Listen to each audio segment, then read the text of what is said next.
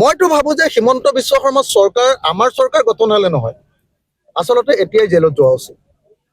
হিমন্ত বিশ্ব শৰ্মাই যিমান নিৰীহ মানুহৰ হাতেৰে নিৰীহ মানুহৰ তেজেৰে তেওঁ নিজৰ হাত ধুলে, হিমন্ত বিশ্ব শৰ্মা যিকোনো সময়তে মই ভাবো হিমন্ত বিশ্ব শৰ্মা যিকোনো সময়তে জেললৈ যোৱা উচিত। হিমন্ত বিশ্ব শৰ্মাৰ কাৰ্যকালত ভুৱা এনকাউণ্টাৰ কৰি এতিয়ালৈকে ৮০জন অসমীয়াক হত্যা কৰা হ'ল। হিমন্ত বিশ্ব শৰ্মাৰ কাৰ্যকালত ২৮৩জন মানুহক ভুৱা এনকাউণ্টাৰ কৰি হত্যা কৰা নাই, মৰু মৰু অৱস্থাত আছে, যেনে তেনে জীয়াই আছে, আঘাতপ্ৰাপ্ত কৰিছে। গতিকে যিজন মানুহে ভাৰতৰ সংবিধান নাইকিয়া কৰি ভাৰতৰ দেশৰ আইনক অংগুষ্ঠ প্ৰদৰ্শন কৰি যিজন মানুহে আমাৰ দেশখনত একদম বিশৃংখলতাৰ সৃষ্টি কৰিছে, আইন শৃংখলাহীনতাৰ সৃষ্টি কৰিছে, সেই মানুহজনক জেলত দিয়াটো উচিত। সেইকাৰণে মই স্পষ্টভাৱে আপোনালোকক ক'ব খোজো, যদি এইবাৰ বিৰোধী দলসমূহে চৰকাৰ গঠন কৰে আৰু বিৰোধী দলত যদি আমি ৰাইজৰ দল থাকোঁ, তেতিয়াহ'লে বিৰোধী দলে চৰকাৰ গঠন কৰাৰ ২৪ ঘণ্টাৰ ভিতৰত হিমন্ত বিশ্ব শৰ্মা আৰু তেওঁৰ যিবিলাক পুলিচ বাহিনী যিবিলাকে এনকাউণ্টাৰ কৰিছিলে, ভুৱা এনকাউণ্টাৰ কৰি মানুহক হত্যা কৰিলে, তেওঁলোকৰ বিৰুদ্ধে ২৪ ঘণ্টাৰ ভিতৰত এজাহাৰ দিয়া হ'ব আৰু হিমন্ত বিশ্ব শৰ্মাক ৭ দিনৰ ভিতৰত গ্ৰেপ্তাৰ কৰাৰ ব্যৱস্থা গ্ৰহণ কৰা হ'ব।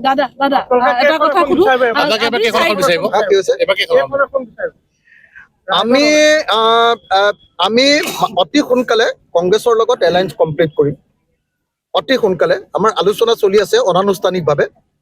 আমি ইতিমধ্যে এখন তালিকা দি দিছোঁ, কিন্তু মই কেইজনীয়া তালিকা সেইটো এতিয়া ক'ব নোৱাৰিম, কাৰণ এইটো আপোনালোকে সকলোৱে জানে। তো আমি ঢিং বিচাৰিছোঁ আৰু ঢিংটো আমাৰ কাৰণে আনকম্প্ৰমাইজিং চিট। আমি ঢিংটো পাবই লাগিব বুলি কৈছোঁ। আমি স্পষ্টকৈ কৈছোঁ যে ঢিংটো আমাক লাগিবই। তো মই নাজানো, এইটোতো বুজাবুজি হ'ব লাগিব। তেওঁলোকৰো কেণ্ডিডেট থাকিব, আমাৰো কেণ্ডিডেট থাকিব, তেওঁলোকেও দাবী উত্থাপন কৰিব, আমিও দাবী উত্থাপন কৰিম। আলোচনাৰ মঞ্চত আমি ঢিংটো বিচাৰিম, আৰু ঢিংটো যেতিয়া বিচাৰিম মই স্পষ্টকৈ কৈ দিছোঁ যে ঢিং নাপালে নহ'ব। ঢিঙত আমি ৪৮,০০০ ভোট পাইছিলোঁ যোৱাবাৰ, ছেকেণ্ড পজিশ্যন।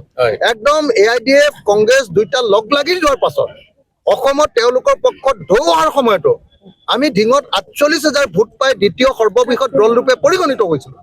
আৰু এইবাৰ ঢিঙৰ ৰাইজে আমাক জিকাবৰ কাৰণে অকল ৰৈহে আছে।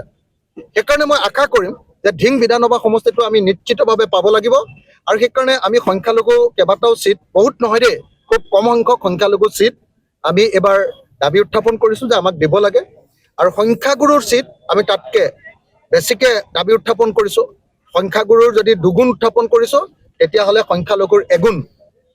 যদি এটা সংখ্যাগুৰুৰ মানে দুটা সংখ্যাগুৰুৰ দাবী উত্থাপন কৰিছোঁ, আমি সংখ্যালঘুৰ এটাহে কৰিছোঁ।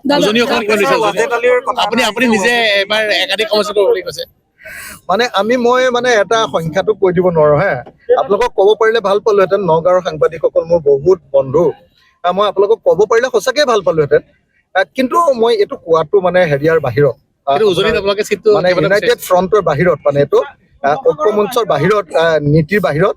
সেইকাৰণে মই সংখ্যাটো নকওঁ, কিন্তু মই আপোনালোকক এটা কথা কৈ গৈছোঁ যে আপোনালোকৰ নগাঁৱৰ ঢিংটো আমি ল'মেই ল'ম। কিন্তু দাদা, শিৱসাগৰৰ বাহিৰত আপুনি বেলেগতো খেলিব বুলি আপুনি কৈছে এবাৰ। নাই, মই অখিল গগৈ হিচাপে অকল শিৱসাগৰতে খেলিম। আৰু মই শিৱসাগৰলৈ হিমন্ত বিশ্ব শৰ্মাক সদায় প্ৰত্যাহ্বান জনাই আছোঁ যে মোৰ লগত যুদ্ধ কৰিবৰ কাৰণে হিমন্ত বিশ্ব শৰ্মা। আগতে চৰ্চা চলিছে মৰিয়নিতো আপুনি খেলিব। নাই, মই আপোনালোকক এটা কথা কৈ দিওঁ যে মই শিৱসাগৰত খেলিম, আৰু শিৱসাগৰত মোৰ লগত যুদ্ধ দিবৰ কাৰণে মই হিমন্ত বিশ্ব শৰ্মাক মাতিছোঁ।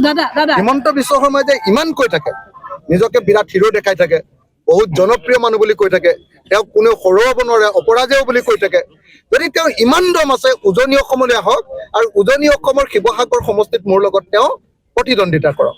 আৰু যদি হিমন্ত বিশ্ব শৰ্মাই মোক যদি কয় বোলে নহয় শিৱসাগৰত নেখেলোঁ, এইটোতো পুৰণা সমষ্টি, হয়তো জিকিবি, এনেকৈ বুলি যদি কয়, তেতিয়াহ'লে মই ক'ম যে তেতিয়াহ'লে মৰিয়নিলৈ আহক। মৰিয়নিতে খেলোঁ, নতুন সমষ্টি। মৰিয়নিত পাৰে যদি চাওঁ, মই হিমন্ত বিশ্ব শৰ্মাক চেলেঞ্জ কৰিছোঁ। আপোনালোকক ক'লোঁ নহয়, মই প্ৰত্যাহ্বান জনাইছোঁ হিমন্ত বিশ্ব শৰ্মাক।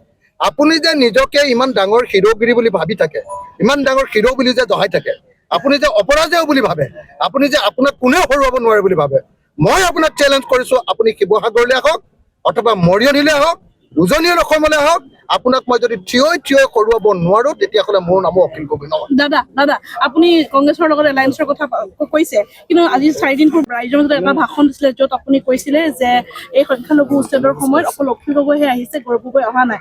এই বক্তব্যই আপোনালোকৰ এলায়েন্সৰ মাজত কিবা অসুবিধাৰ সৃষ্টি হ'ব পাৰে? তাৰমানে যেতিয়া মই সংখ্যালঘু এলেকালৈ যাম, সংখ্যালঘু এলেকাত বিজেপি নাই।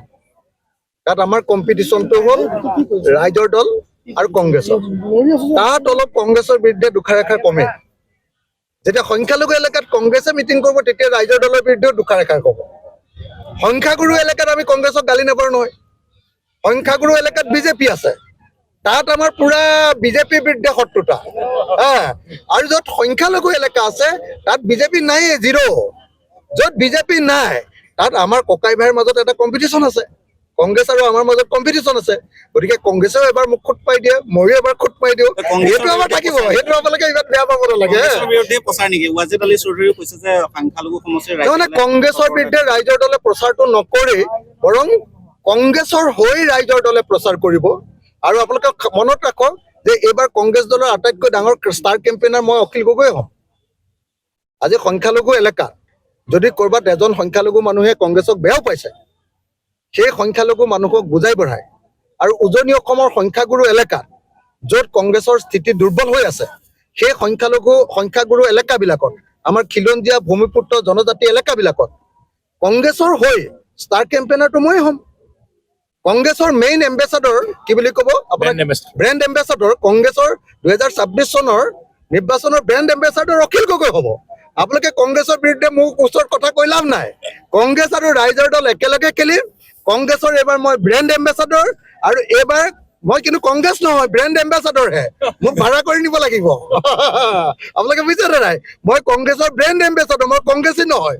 কিন্তু কংগ্ৰেছক এইবাৰ জিকাম, কংগ্ৰেছ আৰু ৰাইজৰ দলে মিলি এবাৰ চৰকাৰ কৰিম আৰু হিমন্তক 7 দিনৰ ভিতৰত জেলত দিম। আৰু এটা কথা, কংগ্ৰেছৰ মানে আচলতে